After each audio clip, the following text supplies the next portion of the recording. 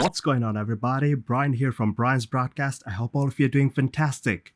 Please excuse me today because finally Miss Rona, coronavirus, thought about visiting me, and got a bad sore throat, and my voice might not be as loud, or my speech might be a bit off, but I'm here to do my fragrance review.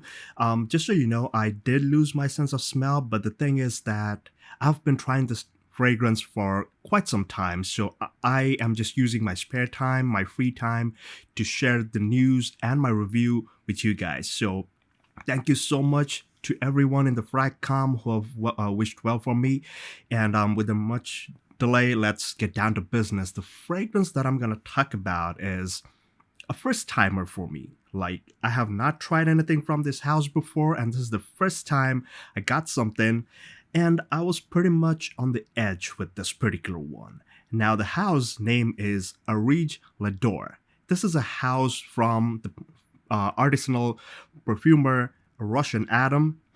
A lot of people know him, and this is the first time I got something from this house, and I was pretty much, like, I was excited, and then when I got it, I was like, I am not too sure how good I feel about this fragrance. So let's talk about this. The fragrance name is Aquilaria Blossom. Yes, guys. So they tried to. This was basically a combo effort from two of the most famous and well-known oud artisans out there. So one of them is, of course, Russian Adam.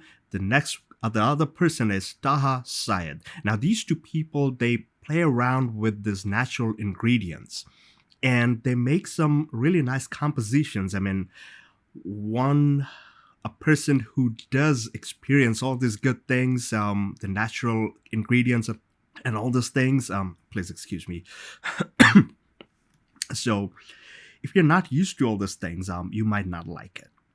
This fragrance, Aquilaria Blossom, was kind of like that with me. Now, initially, I was really, really excited. Like, finally, I got something from this house.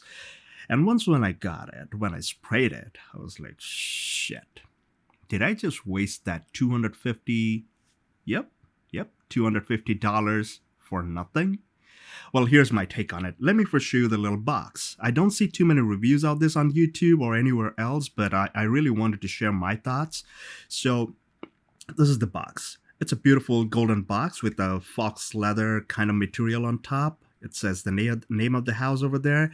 And basically, the fragrance name is not mentioned anywhere outside. It's a beautiful box, I'm telling you, though. So once you take it off, the fragrance name is right there on the top. I don't know if you can see it. Aquilaria Blossom. And the notes and everything is noted in there. I'm going to read out the notes from the website, so don't worry about it. It's a very nice, luxurious kind of box. Very simple, very nice. Let me first read out the notes. So on the top, you get bitter mandarin leaves, Japanese yuzu, bergamot, orange, and white ambergris. In the heart notes, or the mids, you get neroli, magnolia, tonka, a touch of various ouds, frankincense, Mexican cedar, patchouli, and Malaysian propolis. Now, there are some notes over here that I've never heard before, never smelled them before. So again, this house is very, very new to me. I was not ready for what I was, my expectation and my nose, they did not comply. So, and on the base, you got co-tincture of myrrh, vanilla, saffron, and castrium. Now, guys, let me show you this beautiful bottle. If you are a fan of my Facebook photography page or my Instagram page, you have already seen the bottle, but this is what it is. It's a beautiful bottle. Look at the juice color. It's very dark, like really dark, deep brown, like resinous kind of color, and it's a beautiful bottle. Super bottle, and look at the beautiful way this name of the fragrance has been written there. Aquilaria Blossom. The cap. Usually I see their caps were like metallic, but this time they decided to make a design of a flower, like a blossom. It's about to bloom, and this thing It sits pretty snugly. It's a 30 ml bottle, and sits pretty snugly. And this is what Russian Adam said. Like, this is made of 3D print, so it's not your usual metallic cap. It's pretty light. It's got some weight to it, but it's made of resin, and the points are really nice. It's a good detailed cap. This is what the atomizer looks like. Atomizer, everything is pretty much okay. I'm not gonna spray it because again, this is pretty expensive, and I don't want to ruin it because right now my nose is not working. But again, like I said, I've been testing this fragrance for a long time, and this is when I just say it, okay? It's not like I did not smell it and I'm just throwing it out there. Now, when I first sprayed this thing, when they say bitter, there's some citrus to it, the Japanese yuzu, bergamot, orange, and there's bitter mandarin leaves. Now, when all that citrus, it starts off really bitter, which is true. Really, really bitter. And in the initial phase, it feels like it's a mixture of something you like and at the same time you don't like. You get a lot of ouds in here, ouds. And again, over here, it clearly says a touch of various ouds. Now, from what I can understand, like, because this is an artisan grade thing, like, they imagined a flower of the Aquilaria tree. Now, this tree probably does not bloom, it does not produce any flower, but this was an imaginary fragrance, something they thought about it. It was an artistic approach, and believe me, if you're thinking from that point of view, like an artistic point of view, the bottle design, the juice color, the smell is really, really fantastic. You will really like it. You'll really enjoy it if you're thinking from that perspective. But there's, like I said, there's this particular time, like, you get this bitter citrusy opening, and it's not your usual citrus, like the beautiful mass pleasing kind of citrus. It's not like that. This is a whole different take on citrus in the opening, and the bitterness, kind of like, it's really, really bitter, and it's very, very deep and resinous. Now, I had the feeling like this was pretty complex, a very complex fragrance, which it is not. It's pretty straightforward, it's pretty simplistic, but at the same time, the oud and the oud, they have this beautiful way of playing around. Like, I don't know, a lot of people say the floral is beautiful. The thing is, the floral does not come off that easy. Again, must have been my skin, of course, because from what I know about this particular house, Areej Le Dore, they use quite a few.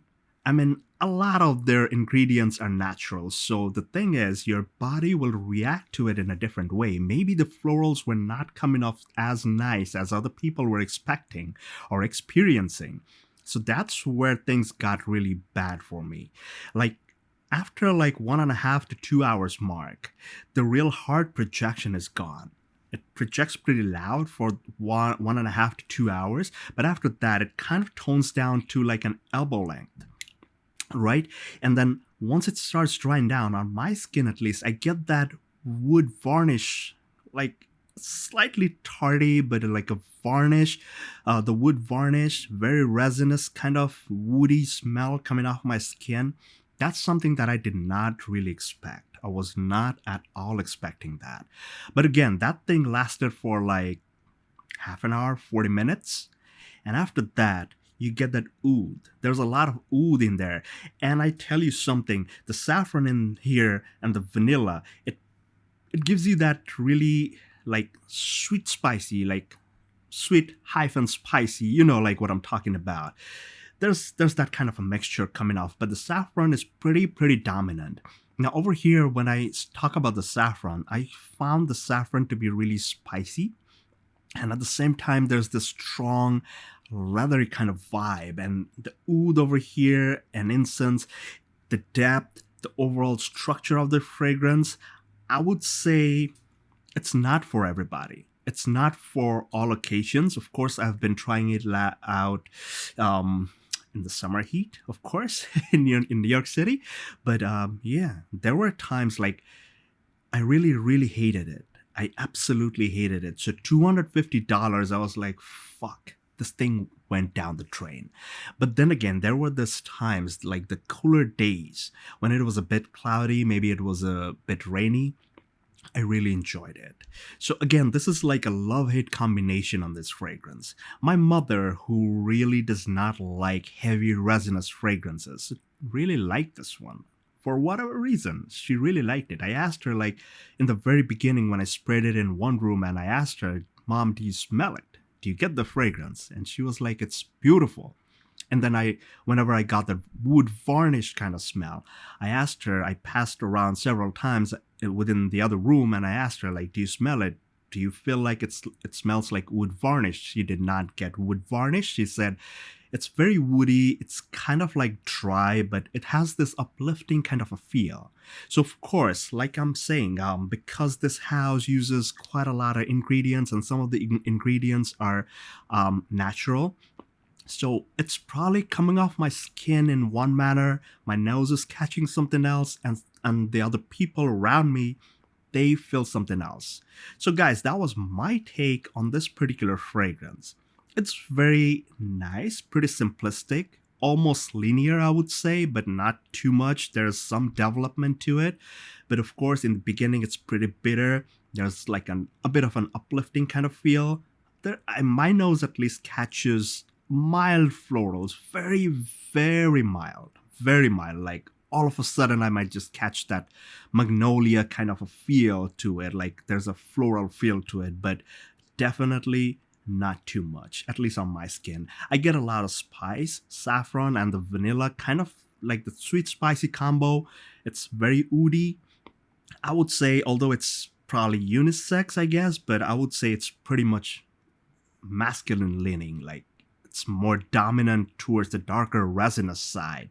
So anybody who enjoys those kind of fragrances, this will be something in your bucket list. You will definitely enjoy this, but again, like I said, this fragrance is not for everybody. At least it's not one of my favorite from the house.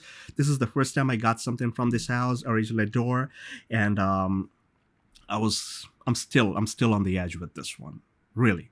But again, like I said, I've been trying it for several weeks, and then I really thought, okay, it's about time I said it to the world. I've been posting a lot of pictures of this particular bottle. I really, really like the bottle, the presentation, and the way it's packaged. It's really nice. I really liked it. But the fragrance, 50-50. No way I would say it's highly recommended. And oh, before I forget, the performance. I got like around 6 to 7 hours on an average, 6 to 7 hours. But I'm safely assuming, because it feels pretty dense, pretty resinous, I have a feeling like this is going to last way more, a bit more in the colder winter months or late fall. So of course I might probably do a part 2 on this fragrance, especially when the time is right, when it's cooler. But for now, this is what it is, guys. That was my take, and this is probably the second or third YouTube video for this particular fragrance from this house.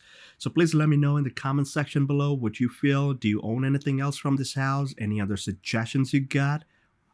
Maybe I was doing it wrong. Maybe I'm supposed to apply it in my clothes, because I remember there were fragrances from this house that were fabric fragrances, not for the skin. I don't know, I could be wrong, but please don't feel free to correct me in the comment section below. And please make sure you're subscribed to my channel. It means a lot to me. You guys have been fantastic audience, and I just love doing these reviews for you guys. So please take care, stay safe, and all the best.